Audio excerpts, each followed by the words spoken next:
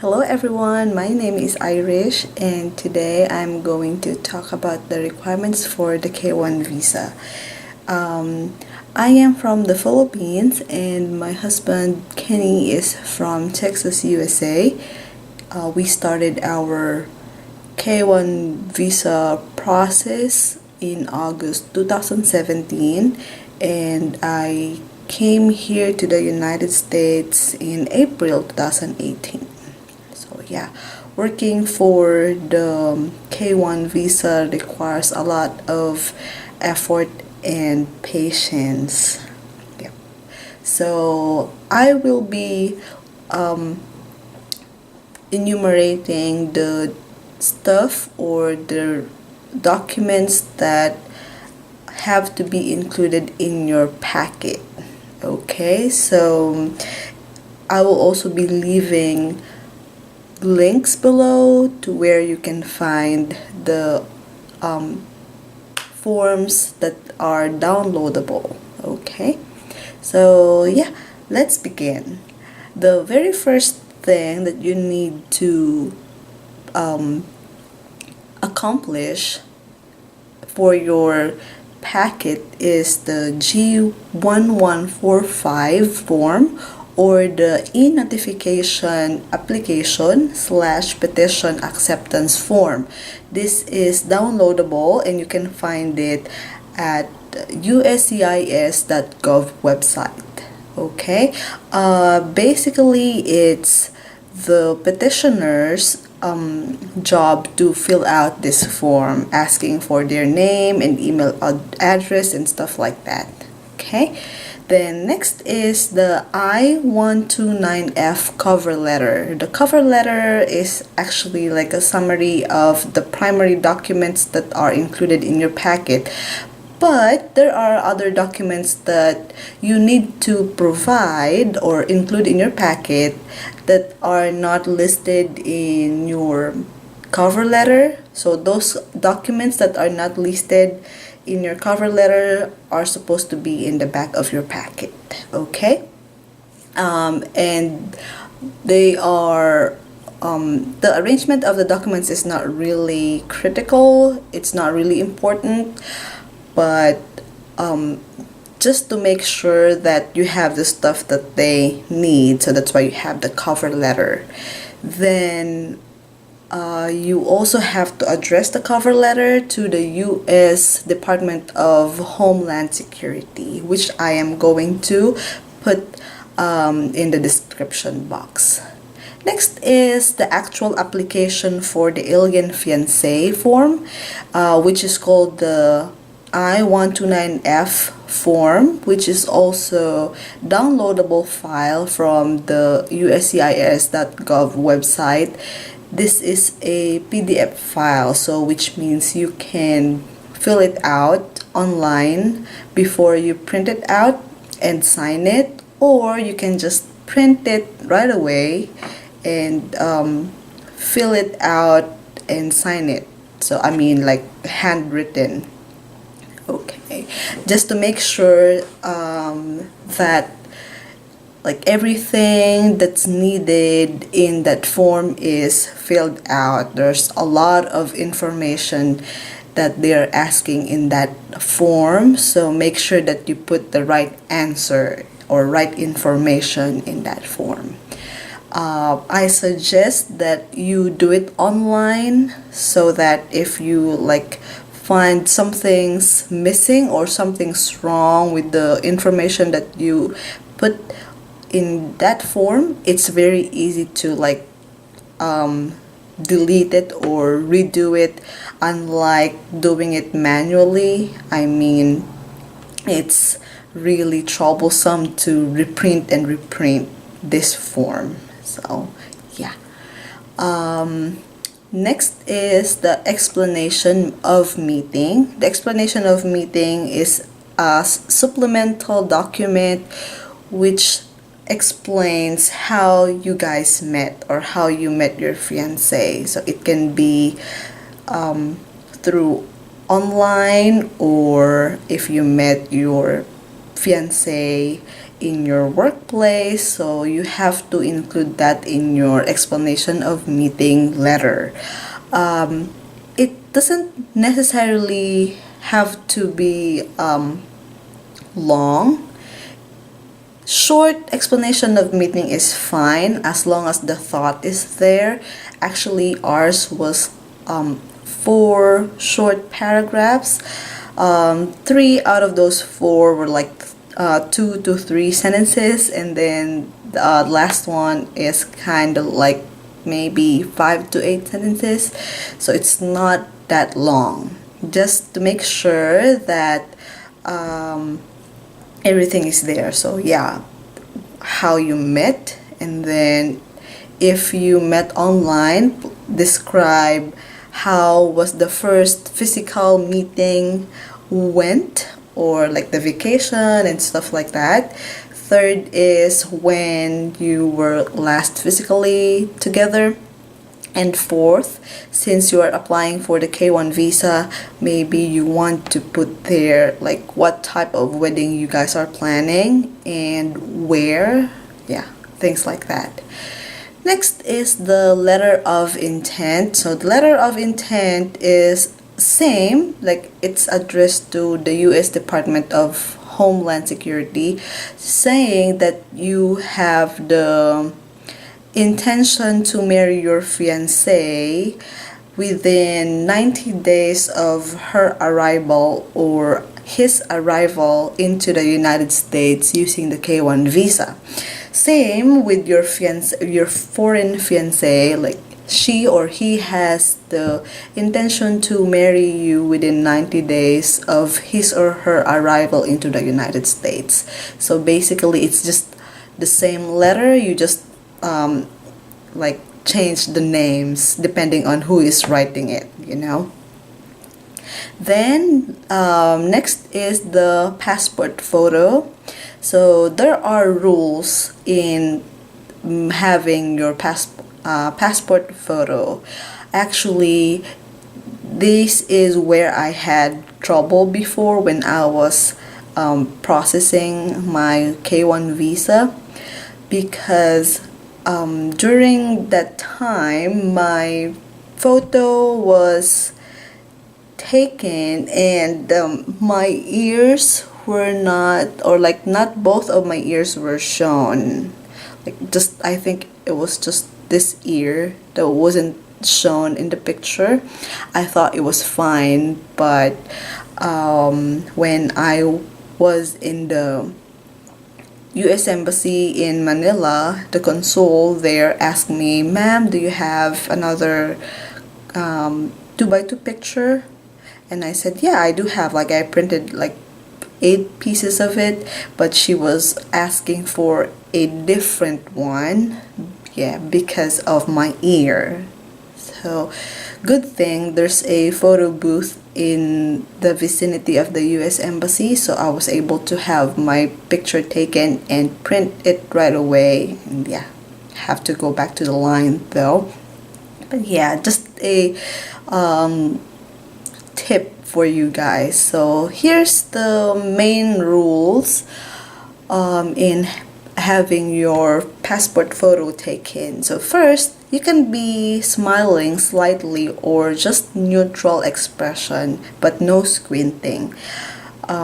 Next is the camera should be 4 feet away from the subject and at eye level, but this is actually like pretty obvious or like common. They already know, the camera person already know what to do with it. Just make sure it's not too far, not too near to you.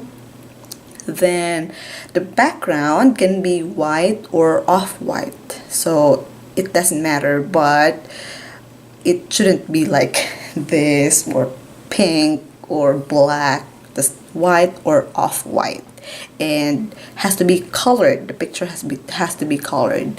It should not be more than 30 days old. So if you feel it's kind of like sayang not to use, like you have 3 passport photos like taken a year ago, you cannot use that anymore, so you would want to have a newer ones. Next, the size is 2 by 2, so 2 inches by 2 inches, but I think international size 35 millimeter by 45 millimeter is also acceptable. Yeah, make sure that your head is in the middle of the picture and your head is not like cut, you know. And you cannot wear sunglasses, you cannot wear hat or headgear unless you wear headdress on a daily basis for religious reasons. That's fine, but if not, you cannot wear them. You can wear eyeglasses, but it's not required, and you cannot wear work uniform, including military uniform. So you might want to wear something more casual or formal, I should say. So yeah, those are the rules for your passport photo. You will be using a lot in the process, but for this packet, you will be needing one copy and also one copy for your fiance. So you would want to have more copies as time goes by. So I suggest maybe you can have 5 or 6 copies just to prevent hassle. Okay. Next is the sponsor's proof of citizenship. So you can send birth certificate, this is just photocopy, or passport photocopy. This is actually for the petitioner. Please do not reduce or do not enlarge your passport photocopy. It should be the actual size and no modifications.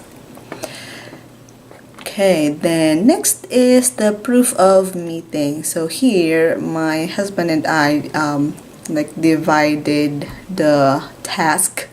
So he prepared all the passport stamps, hotel receipts, and boarding passes that he used when he visited me in the Philippines. And what I did is I prepared the photographs that we were together, just the two of us, or can be together with your family or your friends during the visit.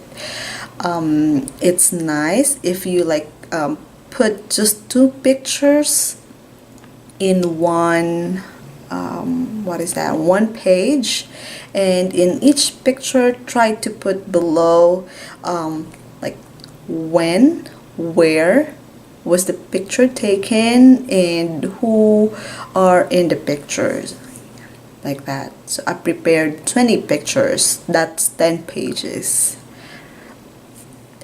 Then we have, okay, now is the filing fee for the K1 petition. It's $535, and it should be paid by check or money order. We recommend that you use personal check, so just so you know that you will know when it has been checked or cashed. Then make the check payable to the U.S. Department of Homeland Security. Do not use initials like USDHS or DHS. No, it should be like the entire word. Make sure that you put DS also. DS, I mean US. You should not just put their Department of Homeland Security. So it should be U.S. Department of Homeland Security. Okay? Then if you have documents that are not translated in English, let's say you are from a country that English alphabet is not your main alphabet, you will need to have your documents translated, and you must include both original and translated document in your packet. You also have to make sure that before you send your packet, you also have your copy, you and your fiancé. So all or most of the documents that you include in your packet will be needed during the interview. So it's best to keep copies of everything.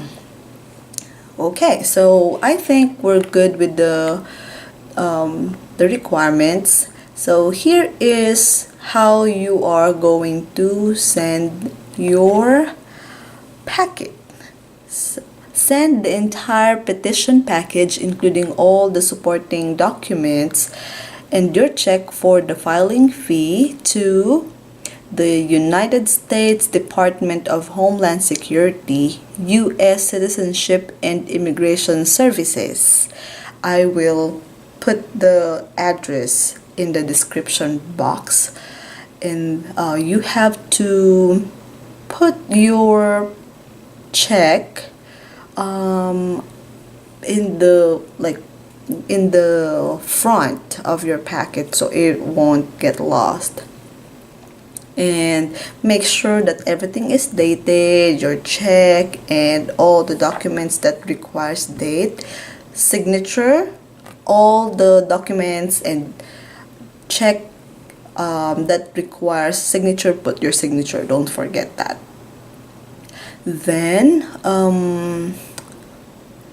after your fiancé signs his or her forms, he or she can send them by DHL or FedEx to you to include with the petition. Or if you have not met your fiancé in person yet, then take your entire petition package with you when you go to meet your fiancé for the first time so you can sign it together. Actually, what we did is my husband prepared the packet with the Filipino fiancé visa website, and then they sent us all the documents that are needed. What he did is he filled out the forms that needed his information, then he sent it through email. I filled out everything that requires my information, and then I printed it out.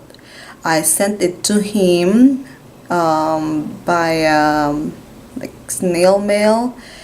Then he was the one who sent it to the US CIS. Next, yeah, so that's it, I think. Okay, yeah.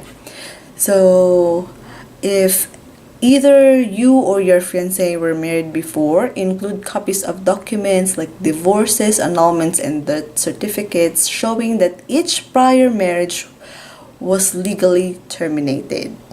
Or divorces or annulments must include the names of both parties and almost always has a judge signature. Without a judge's signature, they may not accept it. So you can obtain one with a judge's signature from the court where your divorces was filed. Make sure to include copies of all divorces and or annulments that you have ever had, and they could deny you.